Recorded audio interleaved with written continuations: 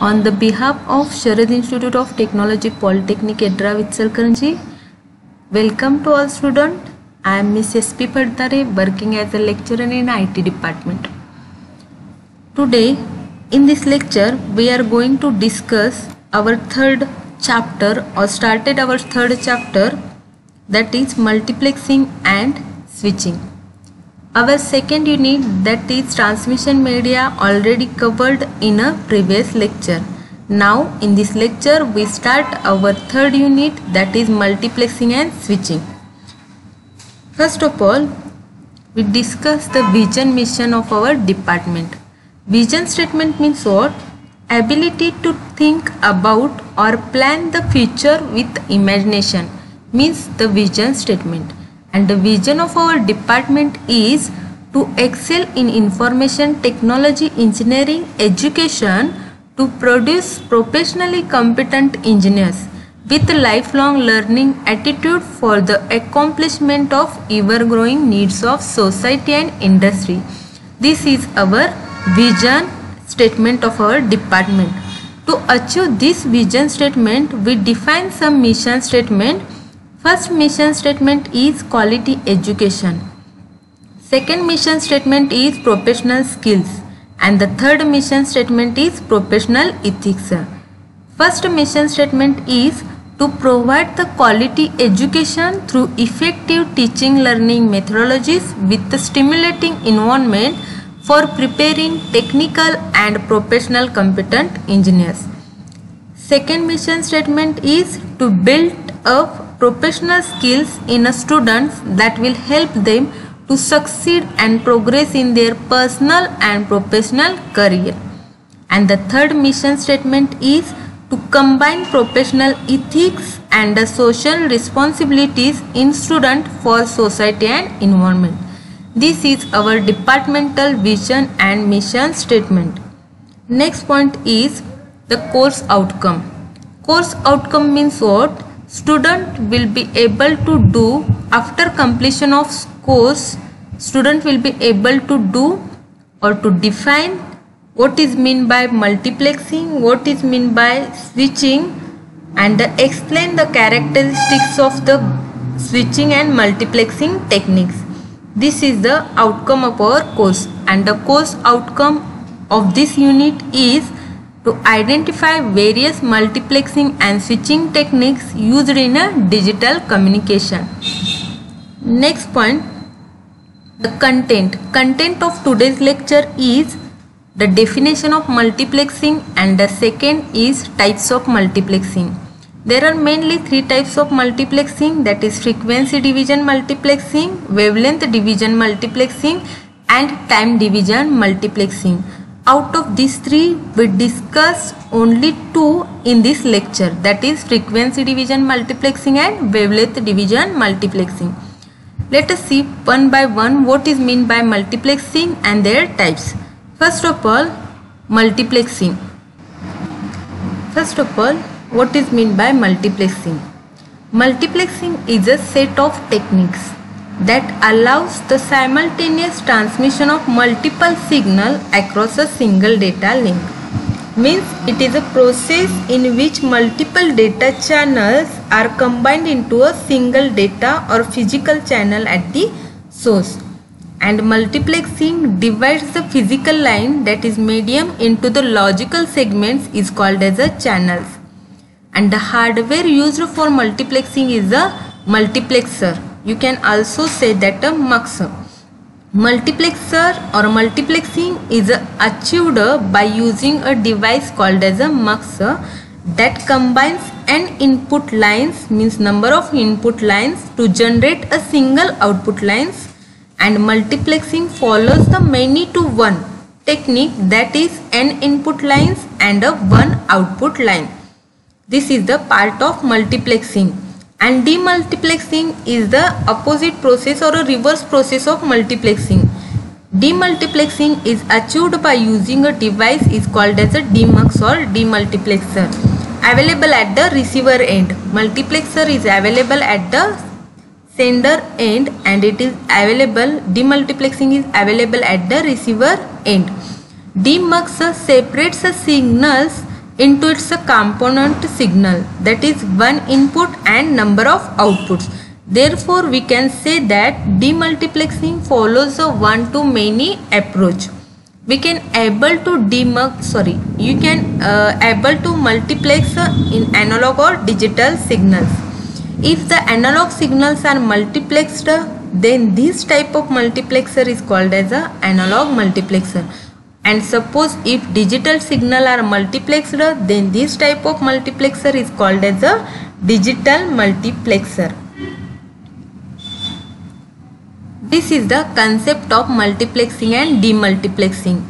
In the multiplexing, number of signals or number of input lines are combined together and get a one single line is called as a multiplexing or a mux.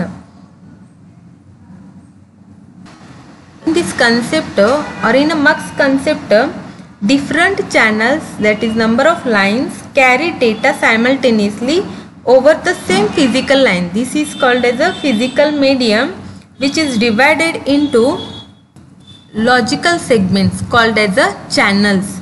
And in a destination side, demultiplexing or demultiplexer or demuxer separates the signals. It separates the signals and send them to their different destinations, means one input and number of output. And here number of input and one output in a mux side, and in a demux side one input and number of outputs is generated. The n input lines are transmitted through the multiplexer, and the multiplexer combines the signal to form a composite signal. It combines the signal to form a composite signal, and the composite signal is passed through the demultiplexer. It is passed through demultiplexer, and demultiplexer separates a signal to component signals and transfer them to a respective destination. The advantage of multiplexing is that we can transmit a large number of signals to a single medium.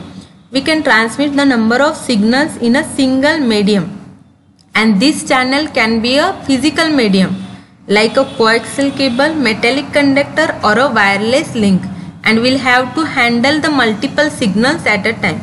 We can handle the multiple signals at a time. This is the disadvantages of multiplexing. Let us see multiplexing process. How the multiplexing works.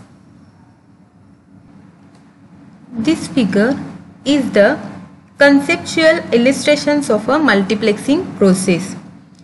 Each source generates a signal of a similar frequency range. The source generates a similar frequency range inside a multiplexer. This similar signal modulates the different carrier frequencies, that is F1, F2 and F3. It generates a different carrier frequencies, and the resulting modulate the signal and then combine it into the composite signal, that is in a single composite signal, and that is sent out over the media link. This is the process of multiplexing, or this is called as a process of multiplexing. Means it first of all in each source generates a single similar frequency range, and inside the multiplexer this similar signal modulates the different carrier frequencies, and the resulting modulating signals are then combined into a single composite signals. This is the multiplexing process. This is the example of frequency division multiplexing process. Next is the demultiplexing process. This diagram is the process of demultiplexing. Demultiplexing process of separating the multiplexed data. This is a multiplexed data channels at the destination side. And demux is the reverse of the multiplexing process. It combines the multiplexer or multiplexed unrelated analog or digital signal streams into a one single line, into a one signal over a single shared medium, such as a single conductor or of a copper wire or a fiber optic cable. Thus, the demultiplexing is a reconverting a signal containing multiple analog or digital signal stream back into the original or separate or unrelated signals. It converts these signals into the original form. And here in demultiplexing, each signal is passed to an amplitude demodulation process. In amplitude demodulation process, to separate a carrier signal from the message signal, then the message signal is sent back to the destination side or a waiting receiver. This is the process of demultiplexing, means it is a reverse process of a multiplexing signal. Here filter is used to decompose. Here filter is used to decompose the multiplexed signal into its component signals, and it is passed in a demodulated process or demodulation process, and to separate the carrier signal from the message signal and send back to the receiver side. This is a demultiplexing process. Next point is the advantages of multiplexing. It is simple and easy technique and a large capacity and scalable. It is inexpensive and the signals may have varying speed. Disadvantages of multiplexing is that complexity is a disadvantage, means the condition is being difficult to understand in multiplexing technique, and bandwidth is wasted, means in a frequency division multiplexing, a frequency is assigned statistically to device. If there is no data to transmit, then the bandwidth is wasted. This is the disadvantages of multiplexing technique. Next point is the classifications. There are mainly two classifications, analog and digital. In that analog signal, multiplexing is divided into two types. First is the frequency division multiplexing and second is the wavelength division multiplexing. And in a digital, it is divided in a one, that is time division multiplexing. Again, time division multiplexing is divided into two types, that is synchronous time division multiplexing and asynchronous time division multiplexing. Means that multiplexing is divided into three parts, that is frequency FDM, wavelength that is WDM, and the time that is TDM. And again time is divided into synchronous time division multiplexing and asynchronous time division multiplexing. Out of this we learn in this lecture, that is FDM and WDM. First of all, FDM. In a frequency division multiplexing is an analog technique. Frequency division multiplexing is a technique in which available bandwidth of a signal transmission medium is subdivided into several channels. Single transmission medium, this medium is subdivided into the several channels, and the aim of FDM is to subdivide the available bandwidth into different frequency channels and allocate them to different devices using the modulation technique. The input signal are transmitted into the frequency band and then combined to form a composite signal. Means that in a frequency division multiplexing, the available bandwidth of a single transmission medium is divided or subdivided into the several channels. This is called as a channel, and the aim of FDM is to subdivide the available bandwidth into different frequency channels and allocate different devices. The carriers which are used for modulating the signals are known as a subcarriers, and they are represented by F1, F2 up to Fn, and FDM is mainly used in a radio broadcasting and a TV network. FDM is a analog signals, or it is used with the analog signals and it most commonly used in television and the radio transmission. It accepts the signal, first of all, it accepts the signal from multiple sources. Here in this figure, it accepts the signals from multiple sources and it has specified bandwidth, and the signal are combined into the another more complex signal with a larger bandwidth, and the mux extracts and separates the individual component to its carrier frequency. This figure shows the medium which is divided into the number of channels, and demuxer apply the reverse process on these channels, means it apply the reverse process of mux in a channel.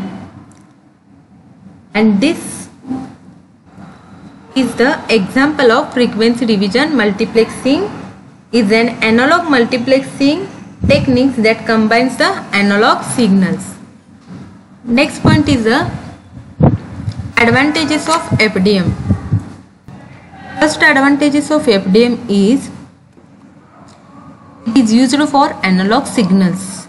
Second, FDM process is very simple and easy modulation, and a large number of signals can be sent through an FDM. Simultaneously we can send the number of signals or large number of signals at a time. It does not require any synchronization between sender and receiver. There is no required for a synchronization between sender and receiver. This is the advantages of FDM, that is frequency division multiplexing. Disadvantages of FDM is that it is used only when the low speed channels are required, and it suffers from the problem that is crosstalk, and a large number of modulators are required, and it requires the high bandwidth channels. This is the disadvantages of FDM. Applications of frequency division multiplexing is that it is commonly used in TV broadcasting and the AM and FM broadcasting. Next point is the wavelength division multiplexing. It is same as FDM except that the optical signals are transmitted through the fiber optic cables.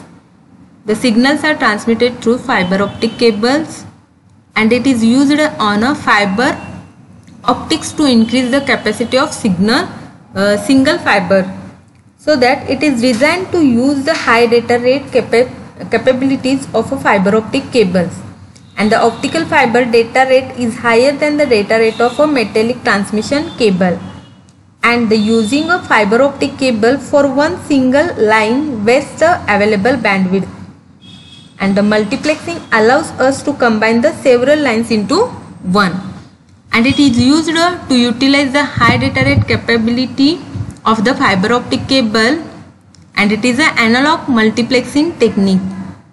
FDM and the WDM is an analog multiplexing technique, and the optical signals from the different sources are combined to form a wider band of a light with the help of a multiplexer. At the receiving end, the demultiplexer separates the signal to transmit them into the respective destination. Means multiplexer combines this signal, and at the receiver end demultiplexer separate this signal and transmit to at the respective destination. Multiplexing and demultiplexing can be achieved by using a prism. Prisms, this diagram is the prisms in wavelength division multiplexing and demultiplexing. The combining and splitting of lights sources are easily handled by the prism. Recall from the basic physics that the prism bends a beam of light based on the angle of incidence and the frequency. Using this technique, multiplexer can be made to combine several input lines. Using these techniques, a multiplexer can be made to combine several input beams of a light and each containing a narrow band of frequencies. into the output beam of a wider band of frequencies, and the demultiplexer can also be made to reverse the process of a multiplexer. Prism can perform a role of multiplexer by combining various optical signals to form a composite signals, and composite signal is transmitted through the fiber optic cables. And the prism also performs the reverse operation, that is demultiplexing the signals. WDM multiplexing and demultiplexing are similar to the refraction of light through the prism as shown in figure. Next point, advantages and disadvantages of WDM. In WDM, full duplex transmission is possible, and the optical components are more reliable and provide a higher bandwidth, so that they provide higher security and faster access to the new channel.